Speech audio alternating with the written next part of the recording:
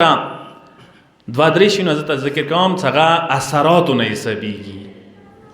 وګرنه اثرات ته که سترګې وغړئ 15-20 اثرات مفصل بیان کیدای شي چې حرام و رزق حرام اثراتو د حسابېږي. یو شاید څه انسان باندې بعد اثر چي رزق حرام هغه دا دی چې نسل کې د انسان اثر چي، اولاد کې د انسان اثر چي، مال حرام، رزق حرام، زنه بی تربیته، بد تربیته، بچه و حوالی سرا، اولاد حوالی سرا،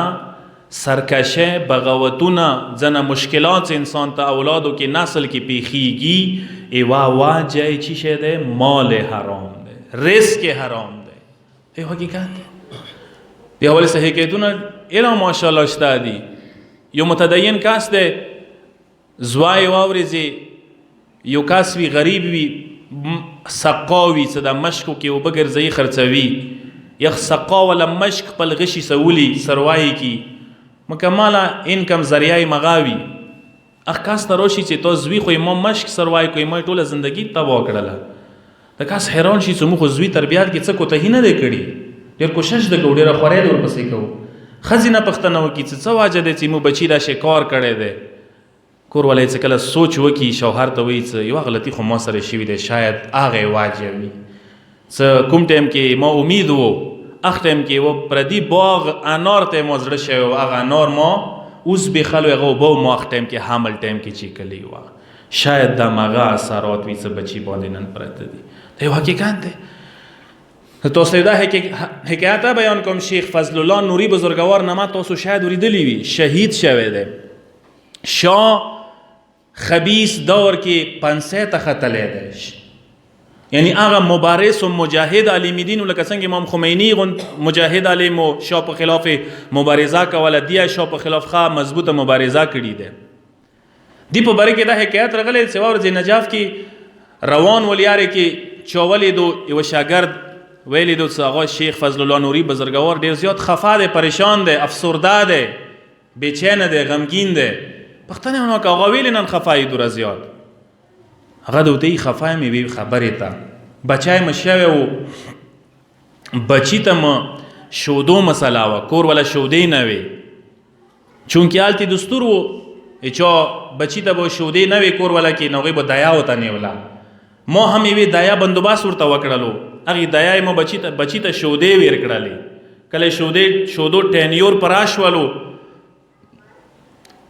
اغه بعد ما پښتنه وکړه د خزې پسې معلومات راته وشو چې دا خزه خو نصیبی ده. څوک ده د خزه؟ نصیبی خزه ده. نصیبی هغه ته ویل شي چې اهل بیت ته زیاړي کوي، اهل بیت سره بغض او کینه لري. اغه ناسته ز پریشان شوم نو ماته مغیر از نه پریشانی له کې شوی ده، غمگین یم. ایدغ بچی مستقبل ته خفایم، ایدغ بچی انجام ته خفایم، ایدغ اولاد آینده ته سوچ کیم. اگر رزلٹ یو ورځ وروتو شیخ فضل الله نوری بزرګوار څه کله گرفتار شو زندان ته لاړو، زندان ته تللی کې گرفتار شولې کې د غزوی کردار وو، د غزوی کردار ورکې ټولو نه اهم وو. څه کله پنسی کېدلو شیخ فضل الله نوری بزرګوار پنسۍ ته ختلو، زوای هم تماشای کې ولاړو او پلار یې څه کله پنسی کېدو زوی وته باقاعده چا کې ویلی. انجام هغې ورځې راووتلو چې پلار قتل کې پلار پنسي شولې کې مکمل خپل زوی ملوث و. دا یو حقیقت دی، دې شي نه ګریز نشته، یاد وساته. پکار دی ته ابتدا نه حمل نه ونیسه، بچي شودو نه ونیسه. بچي هر یو ټایم کې ته بچي دپاره اولاد دپاره نسل دپاره نگران و پریشان وي پکار دی. یو شاید دا حدیث ده مولا امام حدیث ترجمانی میں بتاؤ کہ مولا امام صادق علیہ السلام یہی اکل الحرام یبین فی الذریہ، مال حرام نسل کی ذریه کی اولاد کی بد اثر چاہیے، اولاد کی دا اثرات روزی مال حرام. کوشش وکو مال حرام حوالے سرا انسان پکار دے کوشش وکی، احتیاط وکی، پرہیز وکی. کسا مال حرام اخیری شی چې عرض کوم هغه د بد انجام عاقبت انسان خر پیدایشي، انسان انجام ورڅخه خر پیدایشي. دا واقعیت اوس ډېر اوریدل، صرف اندام مال حرام حواله سے عرض کوم کوم شریک بن عوام نخعی هغه بنی عباسو دور کې هغه غټ عالم دین و متدین دیندار هغه ته مهدی عباسی پیشکش کړی و سره څه اما سیستم کې حکومت کې قاضی القضات جوړ شه چیف جسټس جوړ شه هغه انکار وکړ څه نه زه ظالم دربار حصہ څنګه جوړېدای شم بیا ورته پیشکش کړی و څه راشه نوي ما بچیو ته سبق ښیي هغه دا هم ټوکره وکړو اخري کې ورته ویله نوي ما سره یوه مړی قبوله کا مجبور شو څه مړی خو کم از کم ورڅه قبوله کړم مړی ورڅه قبوله کا